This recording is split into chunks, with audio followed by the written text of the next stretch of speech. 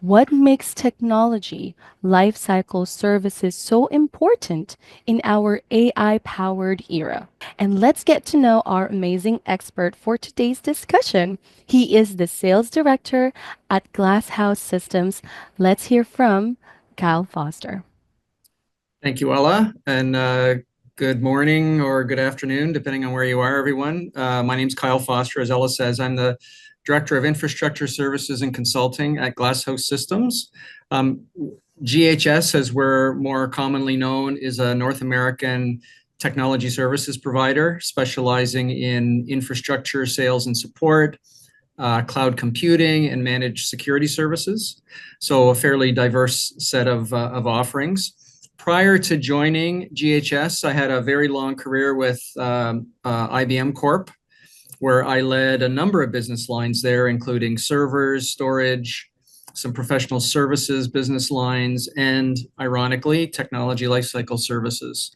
And my hope for today is that I can share some of my career experiences with you and have a conversation around this topic with all of you today.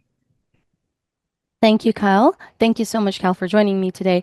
Let's dive into our first data set where our team engaged with 6480 business technology decision makers and shared their challenges in technology lifecycle service and management. So as you can see on my screen, it stated here that 55% of them stated that it's more on cybersecurity and data privacy concern, while 37% of them stated it's high operational cost, followed by 36% who stated it's outdated technology or legacy systems. Oh my gosh, wow.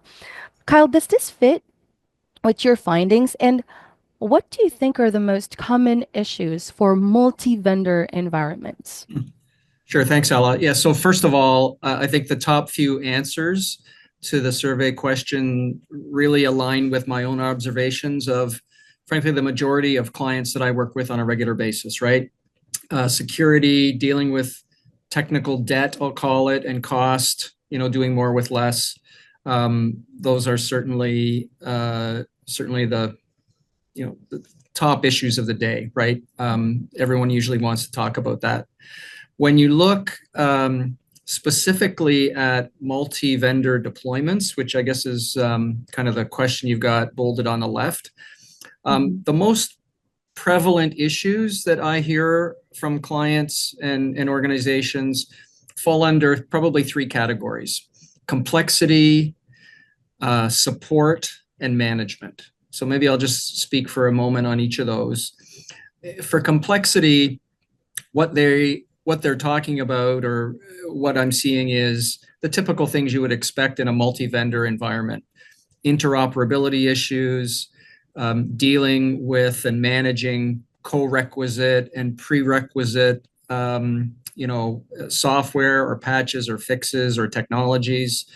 In some regulated industries, the lack of certification because of the multi-vendor nature of the environment can cause some issues, or just the absence of documented best practices, because it's a fairly unique mix of technologies in each organization, and therefore you become the general contractor. You become responsible for making everything work together, and you need to create something that's random or unique, right, in your particular environment. And I think how that relates back to the question is certainly would be the security item, right? Where when you have a diverse, complex environment, that typically increases the challenge of putting effective security measures in place. So that would be complexity. The second one I mentioned was support.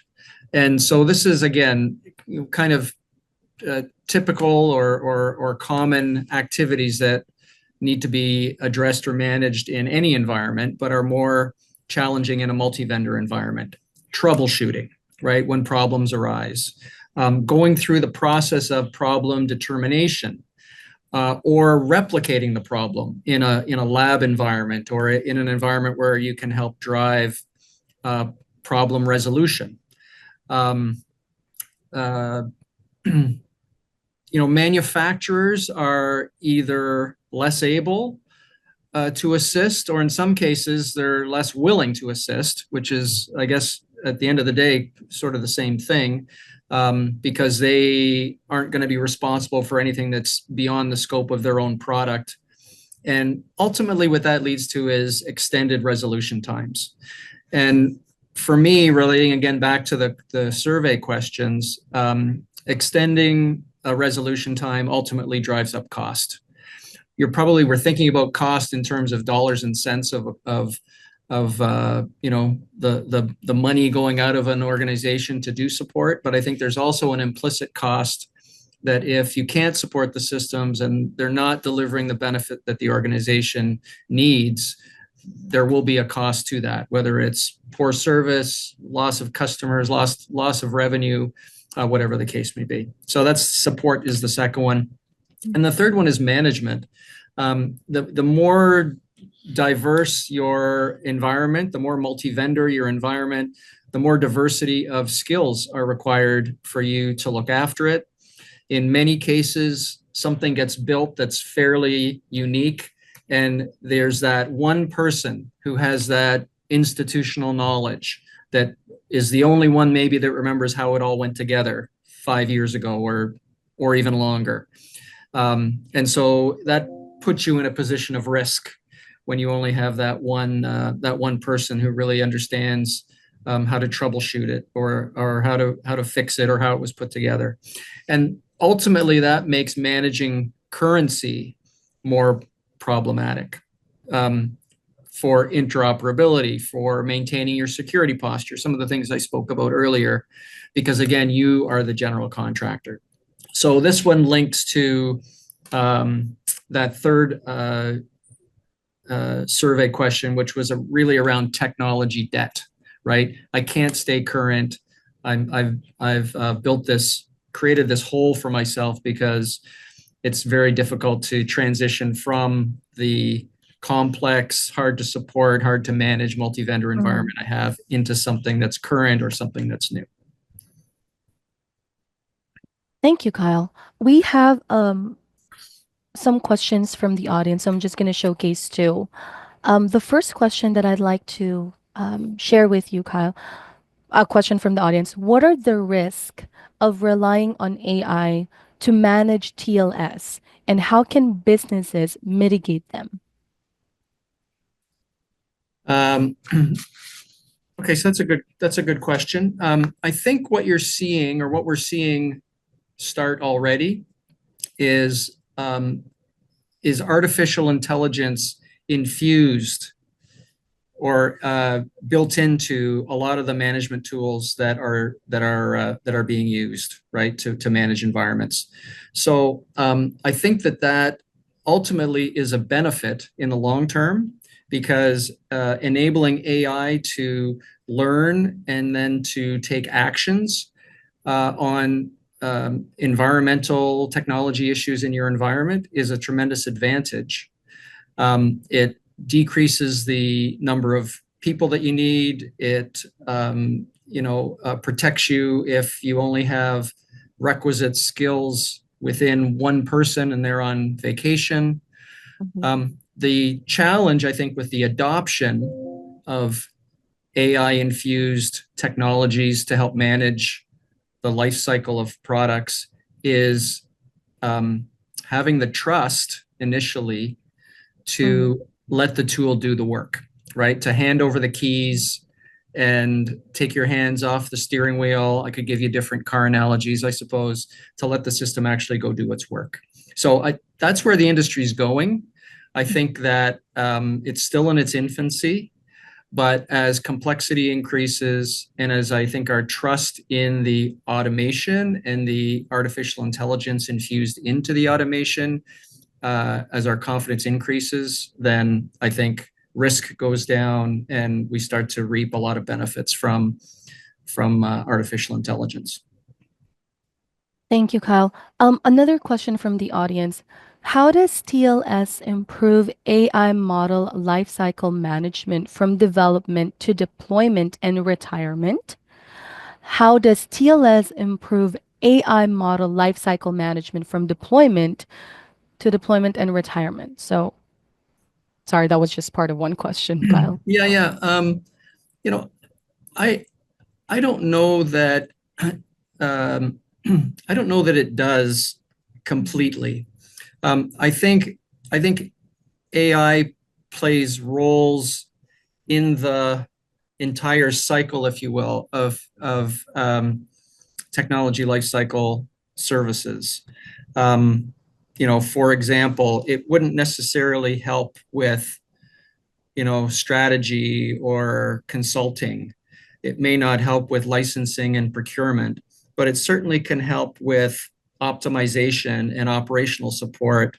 It may make cybersecurity more effective. Um, Again, mostly through automation, right, of some of those tasks. So I think the question is it depends um, where in that TLS cycle Mhm. you're trying to apply AI. I hope that helped answer the question. Thank you, Kyle. Now, moving on to the next slide. We reached out to the same group of business technology decision makers to understand their company's technology lifecycle service priorities for the upcoming 12 months. And here's what the data reveals. As you can see on my screen, it says 37% stated it's optimizing multi-vendor services, while 35% of them stated centralizing support management across data center. Another 32% stated reducing the number of vendors. So, Kyle, does this match your observations? And also, how does the life cycle approach address common challenges? Sure. Thanks, Ella. So again, I think the responses have really hit the most popular strategies that are out there to address the problems that we've been talking about. In fact, the most prevalent strategy that global support organizations like IBM, who I worked for in a past life, and others have Mhm. developed, are really focused on, I'll use the term wall to wall data center support. So trying to provide services that encompass everything within the data center, as opposed to the traditional approach, which was to focus just on technology pillars or a very device centric support model. So I think the uh, the uh, the answers here, right, around you know optimizing, centralizing, reducing vendors, et cetera, Mhm. really plays to the strategy of the largest global players in this space. Um, but from my experience, I think focusing only on technology lifecycle services, and I think of it in the simplest phases, deployment, maintenance and support, decommissioning, and then kind of repeating that cycle again and again. I think it, to some degree, misses the opportunity to bring the entire solution together. I think there's an opportunity to do IT differently. At GHS, when we talk about bringing it all together, I'm referring to charting a path from initial solution concept all the way through to deployment. And then beyond that to operations and security management. Then, orchestrating with all, the established processes to realize value faster. And doing this across all aspects of technology, like I said. So network, compute, storage, backup and recovery, security, facilities, right? Power, cooling, physical security in the data center. So like who has access to the building, and then apply those capabilities both on premise, which is where we've typically done it, but also in cloud environments.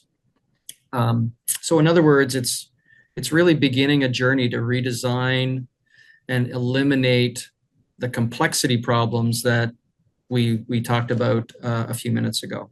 And we do that by helping clients with a very structured and repeatable approach.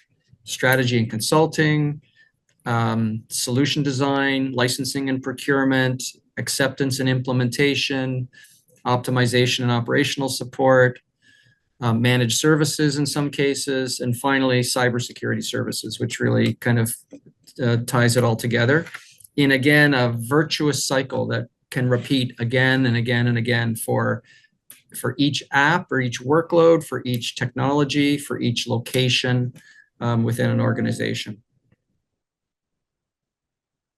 Thank you, Kyle. Um, I see here we have another question from the audience. There's a bunch of questions from the audience. So They're thank tough you so much. questions. They're pretty tough questions.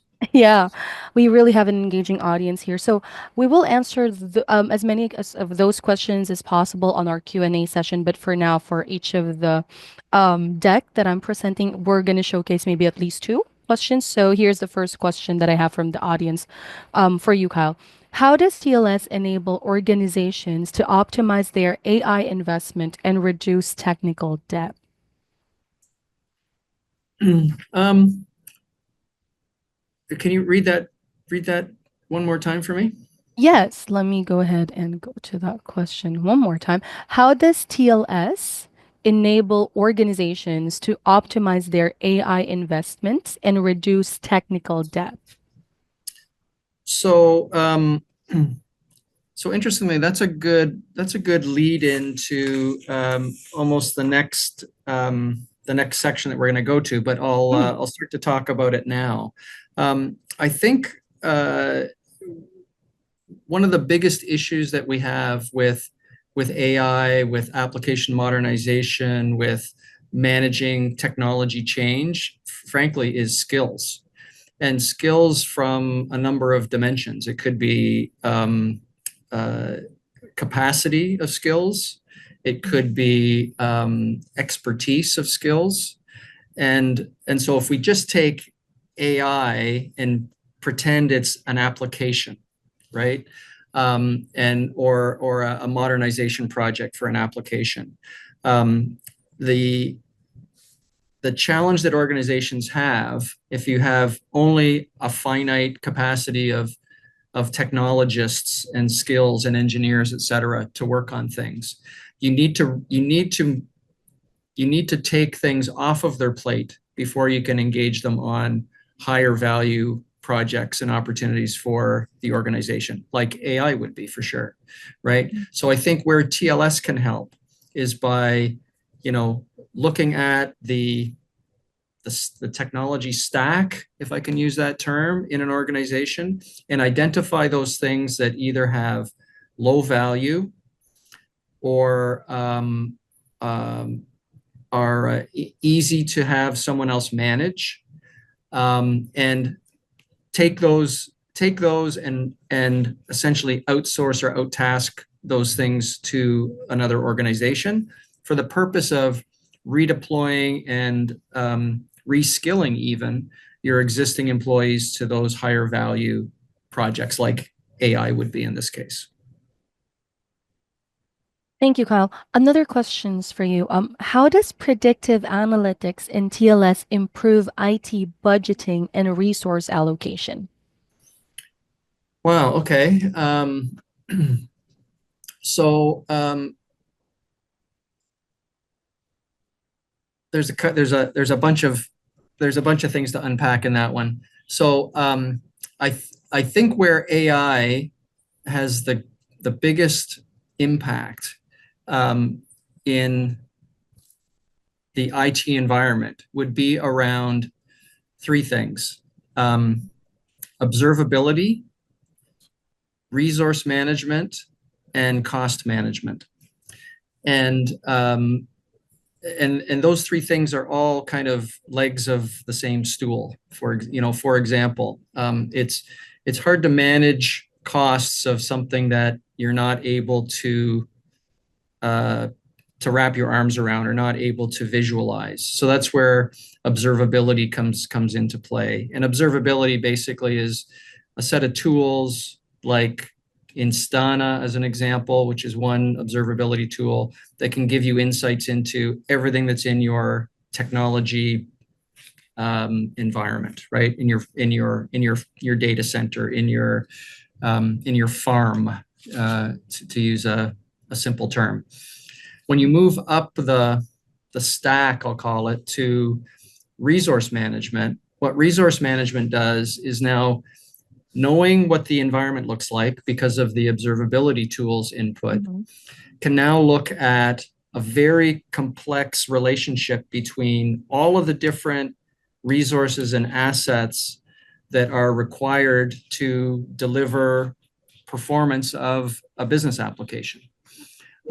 And so what AI can do in that sense is first identify where there is a mismatch between an application's demand on resources and the supply that's being given to it. Mhm. So in some cases, applications like resources have been over provisioned, so therefore they're wasted. In some cases, not enough resources have been allocated to an application and they're starving for it. So performance will suffer. And so what AI can do in a resource management setting with a tool like Turbonomic is another very popular one, is it uses AI to understand and learn the peaks and valleys and kind of the immediate requirements of a workload, right, of an application, and dynamically make recommendations about what you can do to optimize the environment. So in some cases, it can be very technical, allocating more memory, allocating more storage, more network bandwidth. Um, uh, but as the AI learns your environment and as you start to trust it, as we talked about a few minutes ago, you can Mhm. actually enable Turbonomic to make the resource changes on its own. So you don't need, in the traditional sense, when the help desk gets a call, it says the website is running slow. Mhm. In the old days where you had a very simple monolithic, platform and application, it was relatively easy to figure out what was going wrong. Now with, open source application development tools, with microservices, with Kubernetes, with, application modernization, hybrid cloud, um, those applications that used to be simple and monolithic are now very diverse. There could be hundreds of microservices that are delivering that functionality to the business. And when it runs slow, it's virtually impossible without a full team of database engineers, networking specialists, server people, storage resources to identify and troubleshoot where the problem is. So AI through those types of automation tools greatly simplify resource management and application performance. And then finally, on the cost side, which is the final leg of the stool, those tools all tie into systems like Apptio Cloudability, which is another, Gartner top right quadrant product that Mhm. can collect all of the different cost components to operate, uh, to operate workloads in your environment. Not just, a cloud bill, but labor, um, uh, power and cooling, all of the different resource costs that go into delivering an application. And again, with AI, it can identify where you can eliminate cost, where you can redeploy costs onto other projects. So, you're starting to see AI become integral to a number of different tools that touch on observability, performance management, and cost management within the technology lifecycle landscape. Kind of a long answer to maybe a much simpler question. Thank you, Kyle. That's actually amazing, with those insights that you've shared with us. Now, and for our last data set, we actually ask 80 business technology decision makers when it comes to selecting a technology lifecycle service vendor. Here's what they consider the most critical aspect. 47% stated ability to support current and future IT architecture. 35% of them stated easy integration with existing multi-vendor environments. 33% stated robust analytics and performance insight. Another 31% stated availability of a user-friendly dashboard. So, Kyle, what can you say about these data? And which data center gaps do lifecycle services fill best? Thanks, Ella. So I think the first thing that struck me when I saw these answers compared to the previous two Mhm, was the diversity of responses. So in the first two survey questions, there were 4 or 5 answers that kind of dominated. Here we've got twice as many, at least, and mhm, so I think you know it shows there's a long, long list of considerations when selecting a partner for technology lifecycle services. And again, just relating back to my own customer experiences over a few decades mhm, of being in this industry. I really think there are three. I can distill this down, I think, to three primary gaps that TLS, Technology Lifecycle Services, can have the most significant and immediate impact on for clients. And this is a kind of maybe a repeat to some degree of a question that an audience question that was asked earlier. The three things I'm thinking of are access to top skills, managing technology currency, and maximizing system availability or application availability. So let me just kind of walk through the three of those to provide a little bit more color and background. So on access to top skills, I probably could have said the top three gaps are skills, skills, and skills. But I think all of you are probably aware that there is a chronic shortage of skills to manage the increasing complexity and multi-vendor nature of technology deployments. Certainly very significant in some hot areas like AI, like cybersecurity, but really across the board with aging populations, retirements, et cetera, even more traditional technologies, mainframes, Unix, these types of systems. The skills are scarce because people have left the industry and no one's come in behind them to pick up that slack. mhm, So I think you need to rely on capabilities beyond your own organization where you can access skilled resources at scale. I think the smaller your organization, the less you can afford to have multiple people with skills in a particular discipline. You may have one person. You may mhm, have one person that does something half the time. And so you really need to be able to get access to the skills you need at scale. And the at scale part means you can get them 724, 7 days a week, 52 weeks a year kind of thing, right? So the access is kind of a combination of availability, but then also the depth of the skill. The second area I said was managing technology currency. And we've talked about this a little bit already on this call, but I think there are two dimensions to currency, and they relate a little bit to skills as well. One is uh, to have access to support for previous versions of hardware and software technology that may longer be supported completely by whoever the original equipment manufacturer was. So, think of older technology. And then the second dimension is assisting with maintaining technology currency through system patching, system upgrades, vulnerability and risk management with resources who are experts in the upgrade process.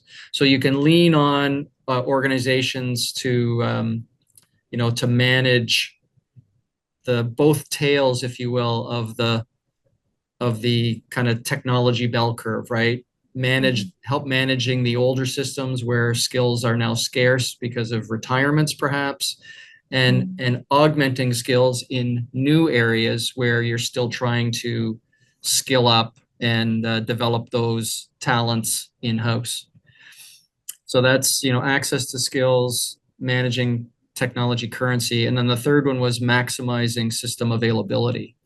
And we talked a little bit about this already with AI infused tools, but leveraging technology to monitor the health, the performance, the security of systems. Again, increasingly with AI infused tools that exist. I was kind of focused on automation, but certainly security and network automation are two other very popular areas to automate, to standardize, and really simplify achieving application performance and optimal resource management. So I think those are the three, Ella: skills, managing currency, and maximizing availability. Thank you. We couldn't agree with you more, Kyle. Now, I just wanted to share a comment from the audience related to this slide that we're looking at. One of our audience said, ability to support future architecture is, in my opinion, the most crucial aspect. If the infrastructure can't keep up with future demands, it's just a Yeah. matter of time before it becomes about a bottleneck. Well, what do you think about that? No, I completely agree. And I was maybe I wasn't as clear as I could have been on that point in Mhm. my comments. I think that there are two tails to this bell curve, Mm. and the specific one we're talking about in terms of future IT architectures is the one that the participant is mentioning. I think this is where you can lean on if it's a first of a kind implementation, or it's a new technology, or one that's high risk, right, in terms of the implementation, right? That's an area where you would lean on technology lifecycle services, lab level type support from organizations to bring real deep engineering skills and know-how into an implementation in a deployment, with the purpose, frankly, of skills transfer and using it as an opportunity to enable your own in-house skills to learn, on the job with an expert, shadowing them, and getting that mentoring that I think is very important to helping support future IT architectures, as you say. Right. Thank you, Kyle. So here's the first question from the audience that I'm going to showcase on this deck. What are the competitive advantage of organizations that implement AI-powered TLS compared to those that don't? Yeah, I think there's probably a number of areas. Uh, I would focus on just system availability, right? I mean, I think, and there's so many different things that can impact system availability. You know, we used to talk when we were having chats about security, right? It was always the focus of security was always building a moat around your castle to keep the bad guys out, and that was kind of the strategy that we would have been on a few years ago. So firewalls and intrusion detection and password security and those types of things. I'm not a security expert, so but it's a good analogy that I'll use. But really, the focus now shouldn't be to prevent the bad actors from getting in. They are in, right? The statistics prove that. So the focus around security has changed from prevention or building the moat to enabling rapid recovery, right? As an example. And I think there's an analogy there with the question about how does AI uh, enable kind of business success. I think whether you apply the AI to security, right, so that you're more effective in identifying potential breaches or anomalies, so that then you're better prepared to recover a minimal viable business faster, or whether you're able to leverage AI tools to enhance performance management and improve uptime of services to clients, like online portals or or just critical workloads like, say, supply chain related applications that are critical to getting your products to a client. I mean, I think all of those things provide um, differentiation and competitive advantage. So I think the organizations that are embracing it, that are aggressively deploying it, just to make even existing processes better, to harden them, to secure them, I think they'll be the winners in the end. Right. So another question, Kyle, how can TLS help prevent AI model drift and the security risk associated with outdated training data? Um, I would think that um, that's a good question. I don't think it fits within the scope of TLS, frankly. Mm, Um, I think I think that there are kind of other areas within the technology spectrum where that I would look to help with those types of areas. For example, again, I'm not an expert on large language models or AI either. But again, there are lots of tools to ensure that there's no bias in data models. Uh, yeah, I think it falls outside of the scope of TLS. Is what I would say. Maybe I'll just leave it there before I get myself okay. in trouble by trying to represent myself as an expert on AI and data model bias. Our conversation today, this discussion has been very informative. I'm just a little bit curious. Now, let me just ask you something. With AI driving significant changes in business operations, what strategies do you recommend for companies to effectively integrate technology lifecycle services and ensure their infrastructure remains optimized? Yeah, that's a good question. I think it kind of summarizes a number of the things that the attendees have been asking about already. Right. I think, uh, AI, again, think of AI as an application or a workload, but it's a Mhm, very unique one because I think it is increasing what I'll call organizational dependence on the applications and the systems that run the core operations of the business. So, as an example, if you do customer support and you're using AI for as an agent, right, where it mhm, basically becomes the brand identity of your organization to its clients, right?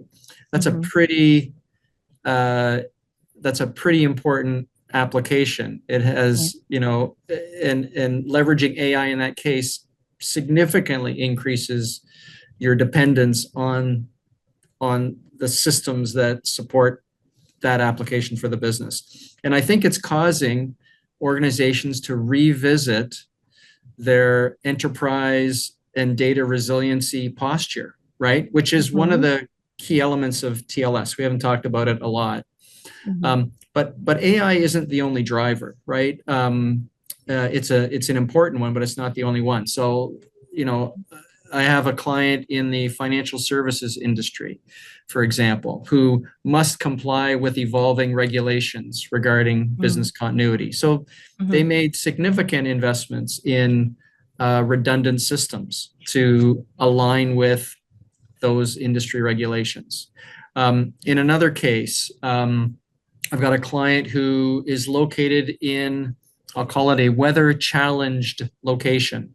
So they Mm-hmm. have both production and disaster recovery capabilities in the same, relatively same geography. And Mm-hmm. so they have to address a geographic location risk. So, their strategy is to create a third site in a cloud, right? Not that could run the entire business, but that runs the critical workloads that if for some reason nature nature struck in a bad way, that they're still in business. They can still operate and still provide the key fundamental minimal viable business applications and services to the company and to the clients that they serve. We talked about a lot about technology obsolescence or technology Mm-hmm. currency. Lots of clients have had to deal with technology obsolescence and sometimes, unfortunately, significant outages that result from that because they are on older gear. It's more susceptible at some point to failure and so on. And so that may be something that forces them to invest. And then, of course, we talked a lot about security. So security breaches are another great catalyst for change for those who, unfortunately have been a target. So whether it's AI, industry compliance, location risk, obsolescence, security, there's a role for TLS services to help plan, manage, and support any client through the steps to achieve and maintain an optimal, well-performing deployment of technology.